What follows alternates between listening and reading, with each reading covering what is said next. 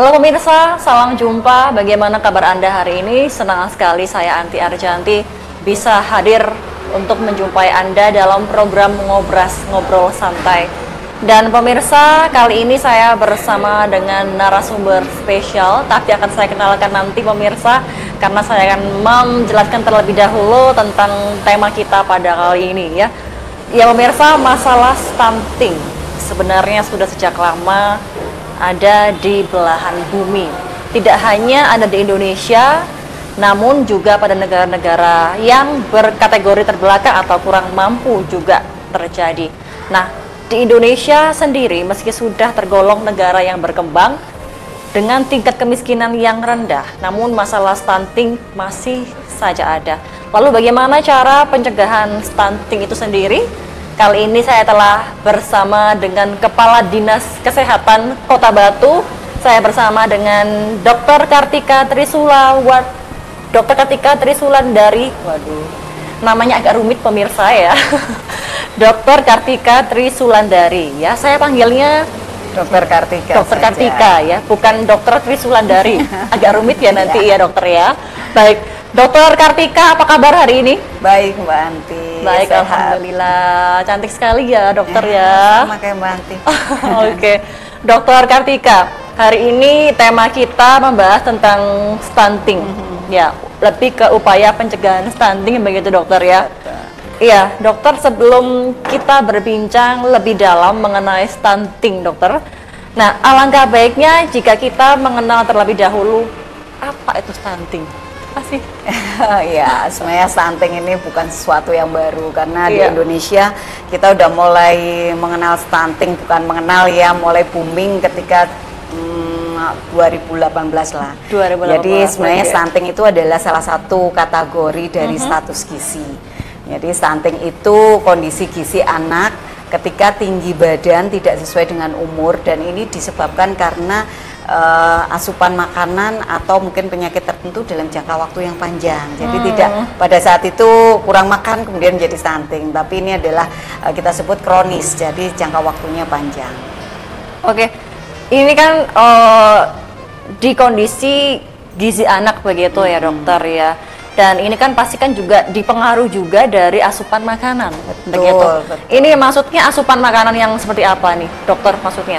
Iya, karena anak-anak terutama pada saat tumbuh kembang, baik Iya. mulai dalam kandungan ya, ini perlu nutrisi-nutrisi yang tertentu. Iya. Nah, misal ketika dia dalam kandungan, maka asupan dari ibunya juga tercukupi. Demikian juga mungkin zat-zat yang lain. Ketika dia bayi, maka dia tercukupinya dari ASI. Jadi Oke. ASI-nya harus bagus sampai ASI eksklusif 6 bulan. Ketika pemberian makanan pendamping ASI sampai nanti pemberian makanan tambahan di usia balita ini juga harus sesuai dengan umurnya. Nah, ketika asupannya tidak sesuai, inilah akan terjadi gangguan tumbuh kembang, sehingga tingginya tidak sesuai dengan umur. Itu yang disebut stunting. Nah, jika kita para ibu-ibu yang mungkin sedang mengandung begitu ya, caranya bagaimana sih agar ibu-ibu yang pemirsa Dama TV yang nonton ini mengetahui mulai ada di usia kehamilan dia, kemudian mengetahui apakah janinnya ada stunting atau tidak, itu dari mana kita melakukan pengecekan gitu, dokter? Iya, artinya memang kita mengenal 1000 HPK. Oke. 1000 hari pertama kehidupan yang dimulai sejak kehamilan sampai dengan anak usia 2 tahun. Oke. Nah, sejak kehamilan harus dicukupi semua. Ibu tidak boleh anemi. Tidak boleh anemia. Iya, makanannya harus sesuai. Kalau porsinya harus 2 kali lipat. Karena kan ada bayi yang harus ikut tumbuh di dalamnya. Porsinya 2 kali lipat. Iya. Itu takutnya pernah kan, misalnya kalau misalnya pagi berarti betul. makannya 2 piring, siang 2 piring. Jadi sampai ada dokter ya? panduan isi piringku namanya. Oke, Nah, iya. isi piringku untuk ibu hamil memang lebih banyak dibandingkan untuk wanita yang tidak hamil Iya. atau pada usia tertentu ya. Yang kedua, tentu kehamilan mestinya direncanakan. Artinya usia ibu juga cukup, sehingga organ reproduksinya juga sudah cukup aman dan cukup ini ya untuk menghidupi seorang atau janin yang akan tumbuh di dalamnya.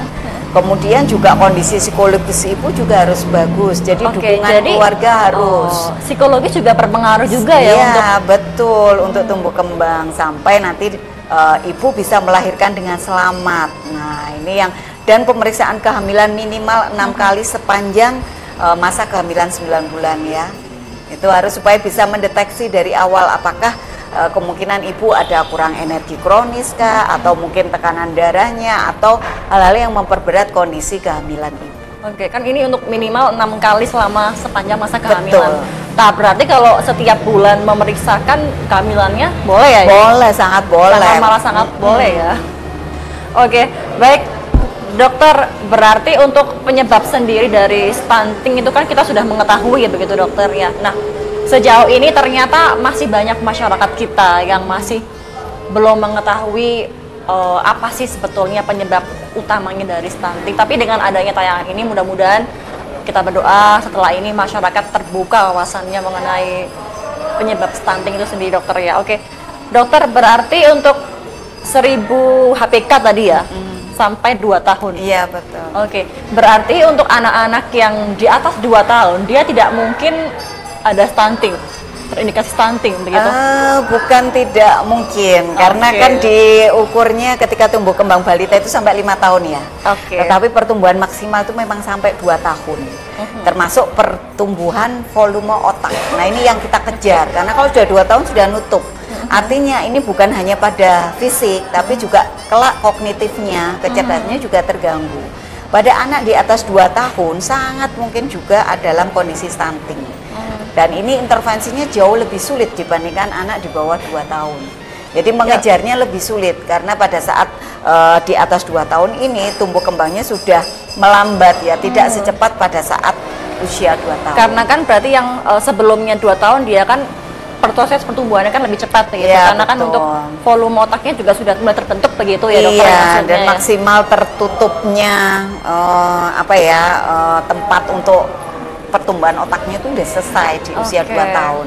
Jadi semaksimal mungkin di bawah 2 tahun kita intervensi dengan baik supaya anak-anak tumbuh kembangnya bagus, bukan hanya di fisiknya, tapi nanti kognitifnya juga bagus, dan ke depan ya produktivitasnya diharapkan jauh lebih baik. Oke, namun selama ini dokter melihat bahkan memantau di tempat-tempat pusat kesehatan di Kota Batu sendiri, apakah sudah maksimal menerapkan itu semua, menerapkan adanya terus mensosialisasikan ataupun terus mengingatkan kepada masyarakat kita, utamanya Kota Batu ini, untuk alangkah baiknya lebih sering memeriksakan buah hatinya, lebih sesering mungkin sebelum usia 2 tahun, apakah udah?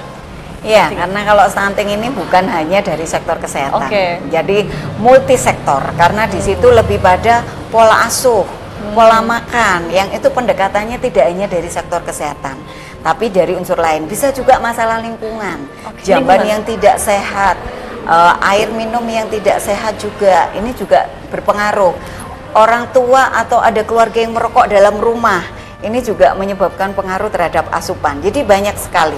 Artinya dalam penanganan stunting harus multisektor, semua bergerak. Dan tidak bisa hanya dari sektor kesehatan. Sekali lagi perilaku, kemudian pola makan maupun pola asuh ini sangat dipengaruhi dari bukan hanya dari ibunya atau dari edukasi kesehatan, tapi juga lingkungan sekitar. Kebiasaan-kebiasaan, karena masih ada mungkin di keluarga yang masih kecil nggak boleh dikasih ikan, atau ibu hamil nggak boleh.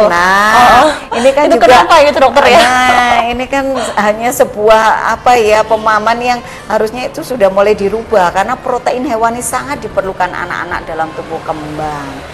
Nah, karena ibunya biasanya yang dulu-dulu nggak boleh makan ikan, ibunya nggak suka ikan, saat memberikan makan tambahan, dia nggak mau kasih ikan atau dari hewani lainnya.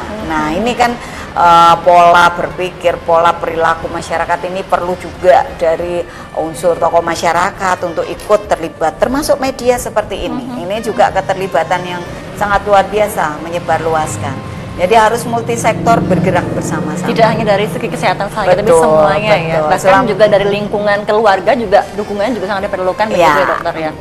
Oke, baik, tadi kan dokter mengatakan kebiasaan-kebiasaan begitu ya. Nah, bagaimana sih cara kita meyakinkan kepada masyarakat bahwa mungkin kebiasaan mereka itu juga akan berpengaruh kepada tumbuh kembang anak-anak mereka yang ada di rumah begitu. Iya, Bagaimana pastinya sih? edukasi yang terus-menerus ya, karena merubah perilaku tidak bisa dilakukan 1-2 kali dan harus banyak pihak yang tadi saya sampaikan. Dari kesehatan kami melakukan edukasi betapa pentingnya unsur-unsur gizi yang harus dipenuhi. Dari tokoh masyarakat juga harus mengingatkan, tokoh agama, media, pendidikan, institusi pendidikan, kemudian juga di kelompok-kelompok masyarakat, kita juga menyentuh ke sana semua. Jadi yang kita lakukan harus terus-menerus dan semua pihak, sehingga perilaku atau kebiasaan ini bisa dirubah menjadi kebiasaan yang menjadi lebih sehat. Oke, baik. Dokter, saya mau kembali ke pembahasan yang tadi ya, ini sempat tersendat tadi ya, sebentar aja.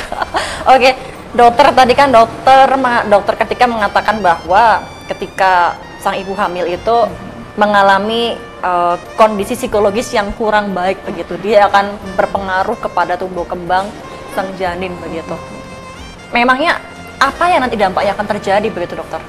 Iya, tentunya ketika kondisi ibu tidak sesuai ya, misalnya kehamilan yang tidak dikehendaki atau ibu dalam usia yang relatif masih terlalu muda, karena beberapa kasus seperti itu, nah, ketika psikologisnya tidak bagus, dia pasti untuk asupan makanannya itu tidak memadai.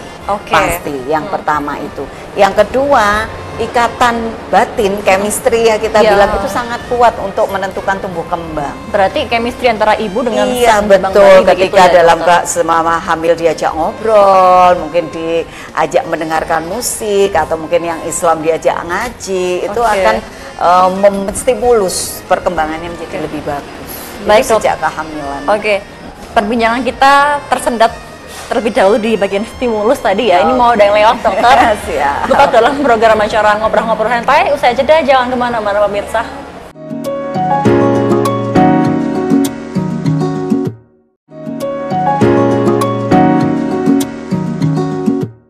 Baik pemirsa, terima kasih Anda masih bersama kami dalam program Ngobrol Santai. Saya masih berbincang hangat bersama dengan Dr. Kartika Trisulandari ya.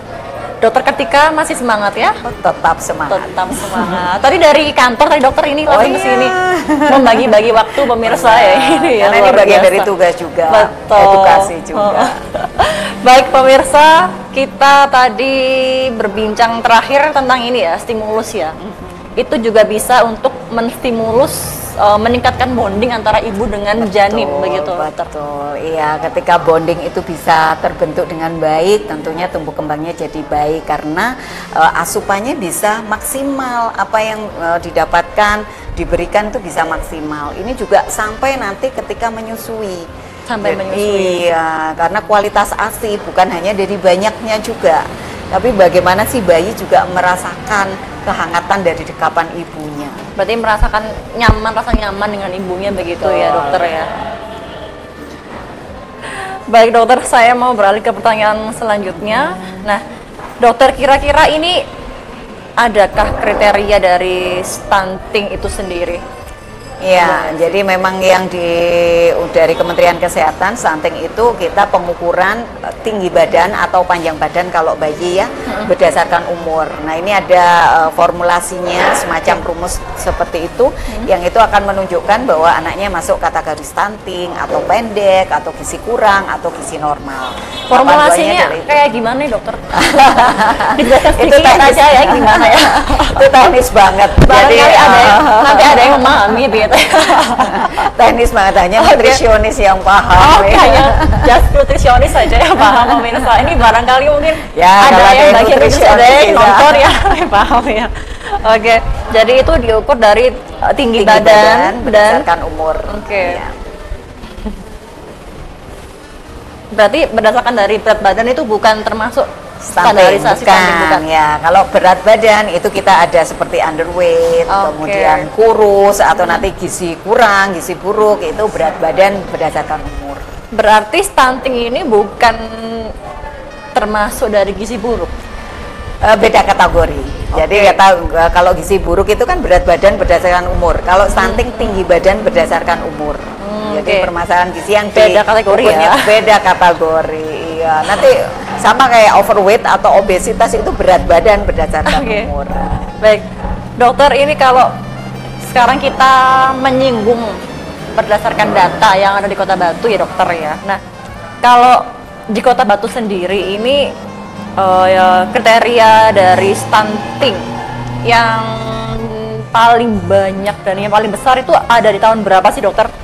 Ya, kita di tahun 2018 itu memang angkanya cukup menghenyakan karena 27% ya, hampir 30% balita di Kota Batu kategorinya stunting. Pada saat itu diukurnya berdasarkan riset kesehatan, data dari Kementerian Kesehatan. Nah, dari angka tersebutlah kami kemudian mengupayakan berbagai macam program karena kita tahu bahwa stunting ini akibatnya bukan jangka pendek saja, tapi jangka panjang. Karena berkaitan dengan kualitas hidup juga. Karena tadi kita berbicara tentang bagaimana pertumbuhan tulang itu termasuk ketika pertumbuhan otak sudah selesai tadi. Maka kita di Kota Batu komit dan konsisten untuk melakukan program-program intervensi. Mulai dari remaja putri dipersiapkan sebagai ibu, kemudian ibu hamil, ibu bersalin, bayi baru lahir pun kita lakukan screening. Kemudian balita, baduta, itu ada berbagai macam kegiatan itu yang kita lakukan, dan itu intervensinya bukan hanya dari sektor kesehatan karena kalau dari sektor kesehatan saja kita sebutnya intervensinya spesifik. Ini intervensinya hanya 30%, punya daya ungkit. Yang lebih banyak adalah intervensi sensitif 70%. Ini yang lintas kenapa sektor. Lebih banyak yang sensitif ini 70%? Iya, karena sebagian besar sama juga di Batu penyebab stuntingnya adalah dari pola hidup, pola makan dan pola asuh. Pola asuh juga menjadi betul. Pola makan, pola asuh tidak bisa hanya diintervensi dari kesehatan. Harus banyak pihak dari sektor pendidikan, sosial, ekonomi, dari sektor agama ini juga harus memberikan. Maka daya ungkitnya jauh lebih besar dibandingkan hanya dari pola makan. Oke. Berarti untuk dari segi pola asuh pun juga dia berpengaruh besar juga ya begitu dokter ya. Baik dokter, berarti ketika dokter mengetahui bahwa di tahun 2018 ini angka stunting ini paling besar ya hingga mencapai 27% ya ketika itu dokter ya. Nah, selain melakukan sosialisasi penggencaran program sesering mungkin kepada semua pihak, apalagi yang dilakukan oleh Dinas Kesehatan Kota Batu kala itu? Ya, tentunya strategi kolaborasi dan konvergensi ya, karena yang tadi saya sampaikan tidak bisa dilakukan sendiri, maka harus ada kolaborasi dan konvergensi. Nah, sampai tahun ini alhamdulillah sih kita angkanya sudah di kisaran 14%, jadi turunnya sudah lumayan signifikan.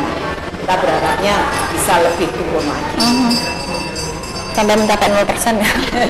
Kalau masalah gizi memang tidak mungkin 0%, karena bisa jadi anak-anak dengan lahir dengan cacat bawaan atau penyakit tertentu ini juga tidak bisa menerima asupan dengan baik. Nah kalau begitu tuh bagaimana sih harus dilakukan agar dia tidak masuk dalam kategori stunting?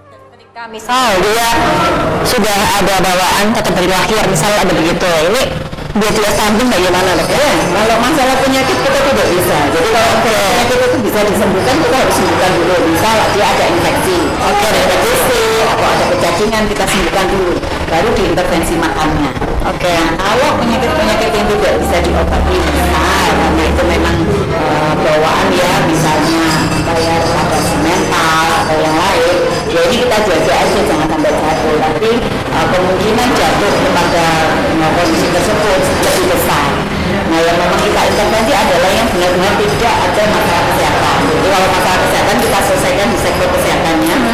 Tadi kalau saya sampaikan ada infeksi, sampaikan. Kalau misalnya ada penyakit, misalnya sampai bawaan, ya bisa operasi. Ini kan yang dilakukan di sektor kesehatan. Nah, yang tidak ada masalah kesehatan ini jauh lebih banyak.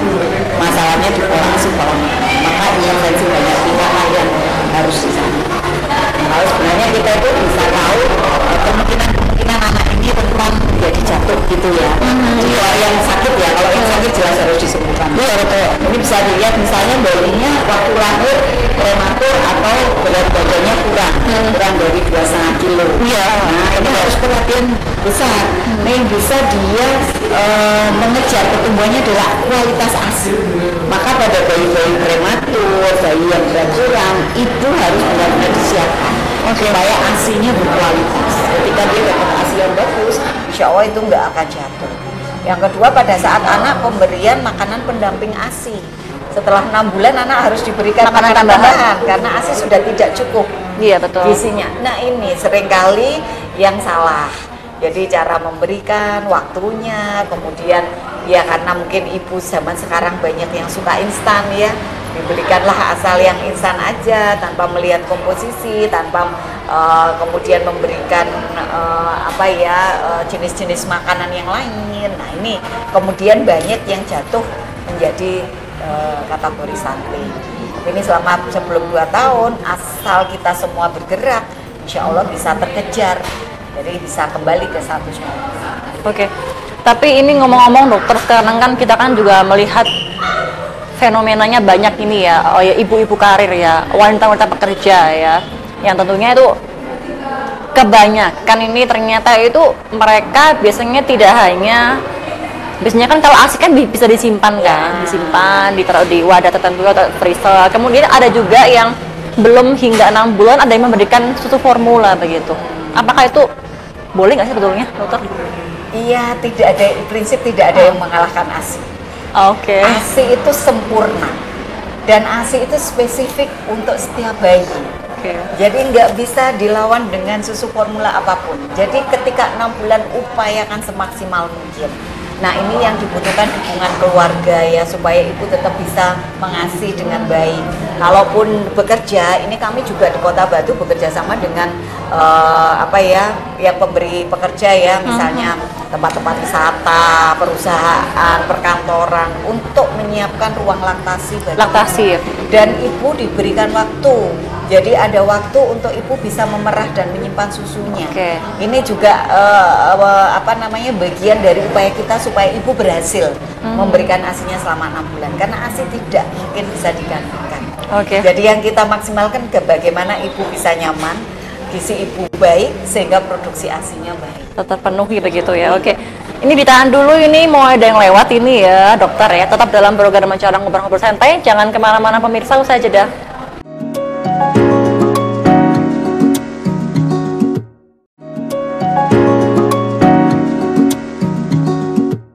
Baik, terima kasih pemirsa, Anda masih bersama saya Anti Arjanti dalam program Ngobrol Santai.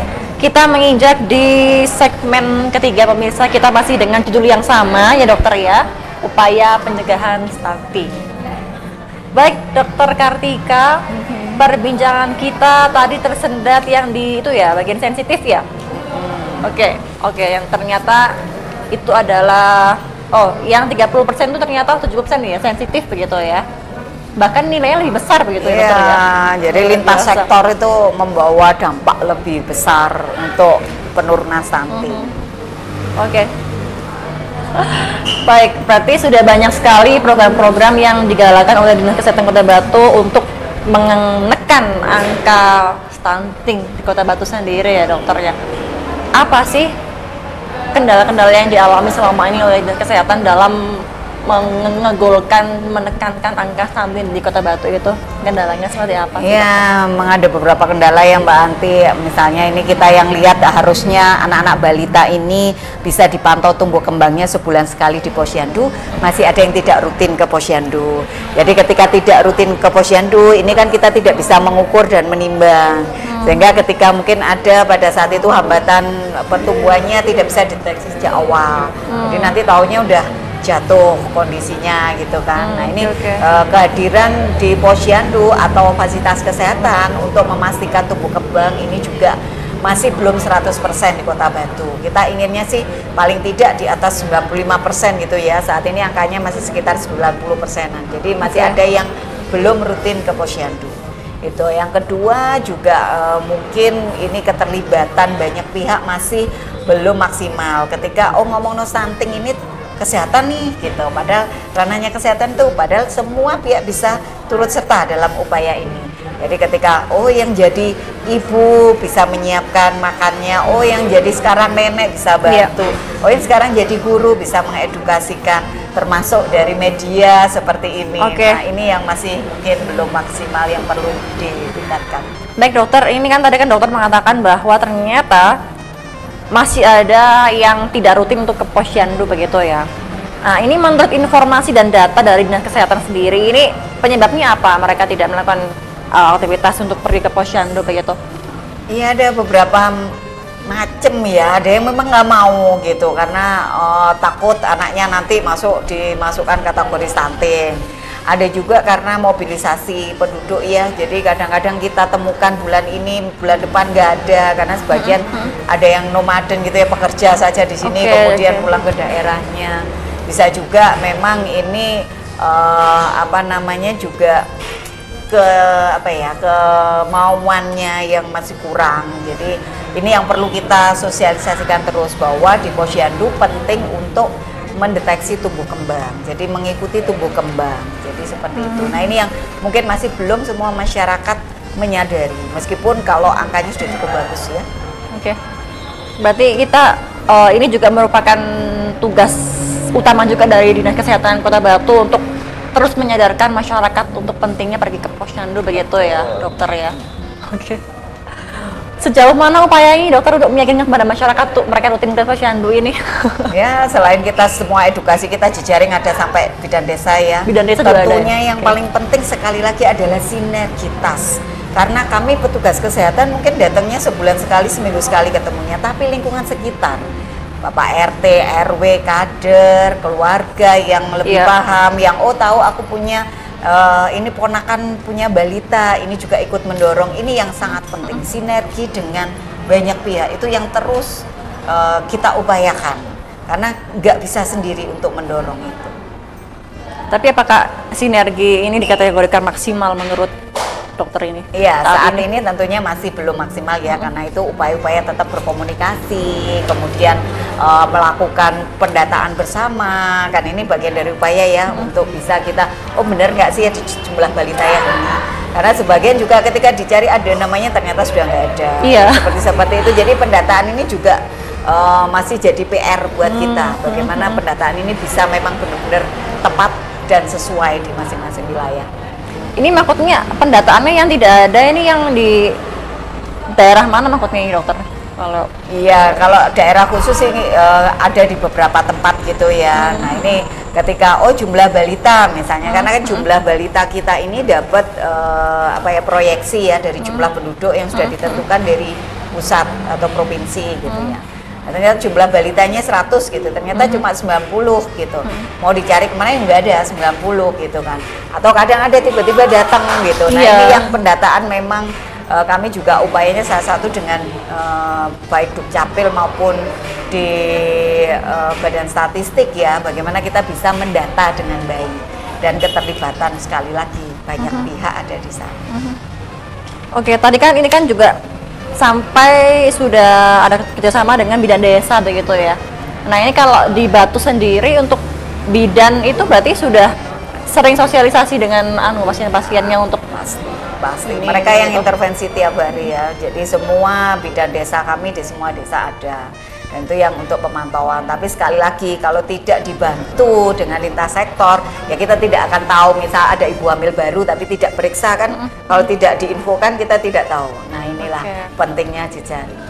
Oke, ini ngomong-ngomong bidan dengan puskesmas bedanya apa sih Bu kalau untuk yang soal perbayian gitu ya? Ini gimana sih bedanya? Karena bidan ini adalah tenaga teknis ya, tenaga teknis yang lebih pada kesehatan ibu dan anak. Nah, bidan desa ini adalah bagian dari puskesmas. Mereka adalah staf yang ada di puskesmas yang kita tugaskan di desa-desa.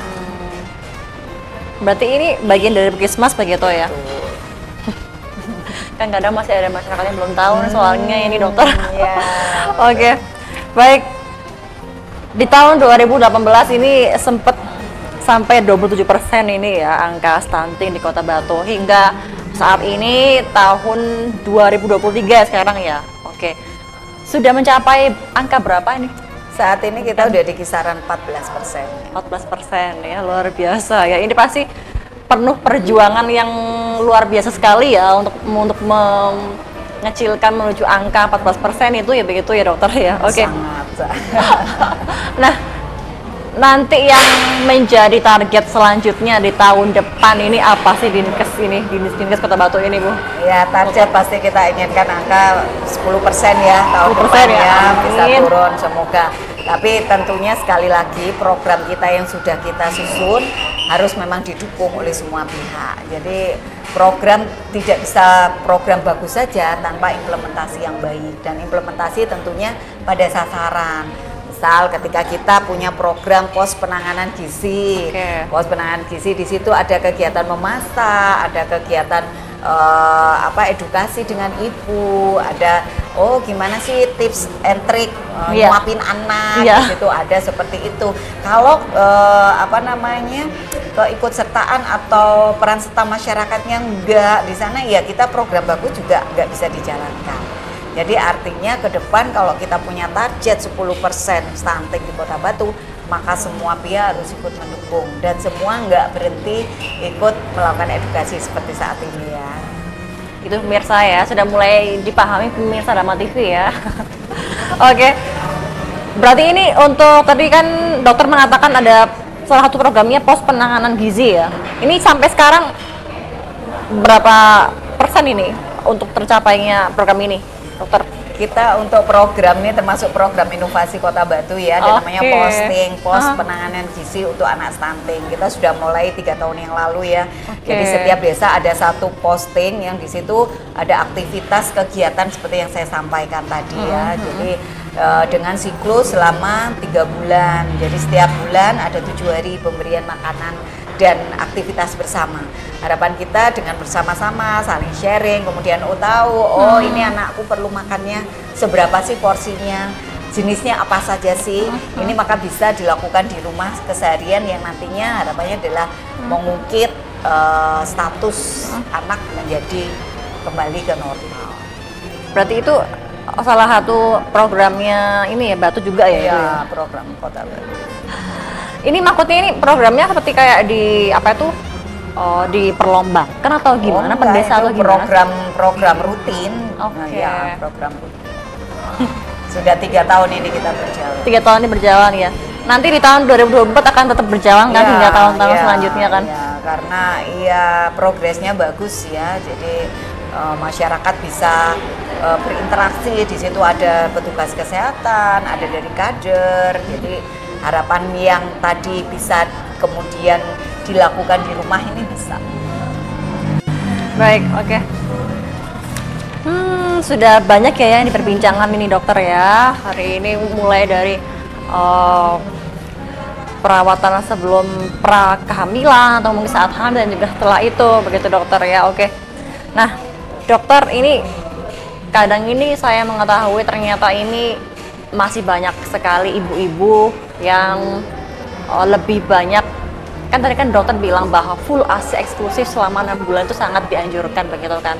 Nah, tapi jika ia adalah seorang ibu bekerja, lalu ia memerah ASINya kemudian diletakkan dalam media dot, itu nggak apa-apa ya dokter ya? Kan tidak harus langsung pelekatan dengan begitu kan ya?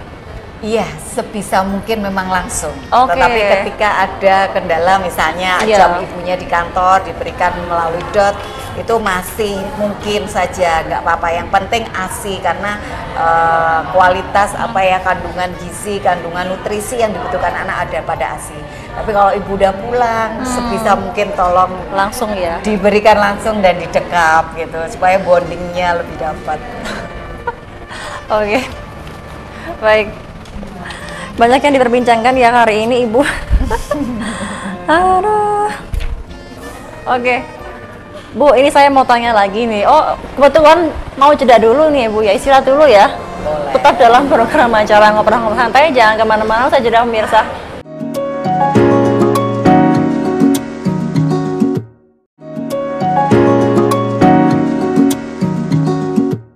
Ya pemirsa, Anda masih bersama kami dalam program Ngobras Ngobrol Santai. Kita kali ini ada di segmen terakhir, di segmen yang keempat pemirsa ya. Saya masih bersama dengan Kepala Dinas Kesehatan Kota Batu, Dr. Kartika Tri Sulandari, pemirsa. Ya dokter, segmen terakhir sekarang ya. Ini waktunya jam pulang kantor kayaknya dokter ini ya. Belum ya. Oke. Dokter, kita menginjak di segmen keempat sekarang dokter ya. Ini saya mau bertanya tentang stunting ini apakah mempengaruhi masa depan bangsa ini dokter? Pasti ya, karena tadi saya sampaikan bahwa pengaruh stunting bukan hanya jangka pendek. Jangka pendek artinya anak terlihat pendek gitu ya. Tapi karena tadi proses pembentukan otak yang maksimal di anak di golden age-nya tadi tentunya akan berkaitan dengan kognitif. Demikian juga ketika tumbuh kembangnya tidak maksimal, maka dia juga akan rentan pada penyakit-penyakit kronis, misalnya diabetes, hipertensi, lebih rentan. Dan kalau kemampuan kognitif, kemudian kesehatan secara fisiknya juga kurang dibandingkan pada status yang baik, tentunya produktivitas akan turun kan. Iya. Nah, semakin SDM atau sumber daya manusia yang kualitasnya kurang baik, tentunya masa depan bangsa jadi tidak baik juga. Itulah sebabnya kenapa kita upayakan semaksimal mungkin itu status gizi, terutama masalah stunting ini bisa di tingkat serendah-rendahnya, karena ini berkaitan dengan kualitas sumber daya manusia ke depan. Oke, baik. Ini kan dia kan berpengaruh di kondisi kognitifnya. Kondisi kognitif yang seperti apa ini biasanya yang terjadi ini dokter? Iya, kalau kognitif kita kan bicara kecerdasan ya. Jadi biasanya karena kecerdasan itu juga ditentukan dengan kapasitas otak gitu ya.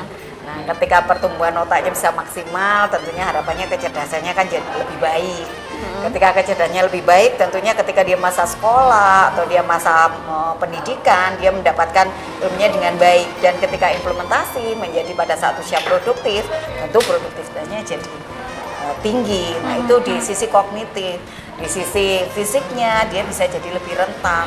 Nah, kalaupun dia pandai tapi juga rentan sakit, tentu ini akan juga menurunkan produktivitas kan? Tapi biasanya untuk pada anak yang rentan itu pasti ada ciri-cirinya dokter ya. Dia anak yang rentan penyakit begitu ada ciri-ciri tersendiri ya pasti ya. Makanya tadi diupayakan status gizi selama masa pertumbuhan harus benar-benar baik. Jangan jatuh pada kondisi stunting atau masalah gizi yang lain. Berarti ini betul-betul mengupayakan untuk ada di rate serendah-rendahnya begitu ya dokter ya. Iya, karena ini menentukan kualitas generasi ke depannya, dan kalau kualitas generasi ke depan pastinya kualitas bangsa itu dipertaruhkan. Baik. Ada nggak sih ini rencana yang terdekat ini program dari Dinas Kesehatan sendiri yang akan segera mungkin program baru begitu untuk menekan adanya angka stunting ini, ada nggak sih dokter? Ya, program baru kita ini kita mengadop konsep orang tua asuh. Kita beri programnya namanya Ananda Bergizi. Ananda Bergizi? Iya, asuh, dampingi balita bermasalah gizi. Karena bermasalah gizi bukan hanya stunting ya. Jadi ini kita konsepnya setiap anak dengan masalah gizi ini bisa ada semacam orang tua asuh. Orang tua asuh ini kita melibatkan bukan hanya dari internal pemerintah kota, tapi juga ada tokoh masyarakat, ada juga pelaku usaha, pelaku perhotelan, kemudian juga dari instansi pemerintah vertikal yang lain, perbankan. Ini di Kota Batu terlibat semua menjadi orang tua asuh di program Ananda Bergizi.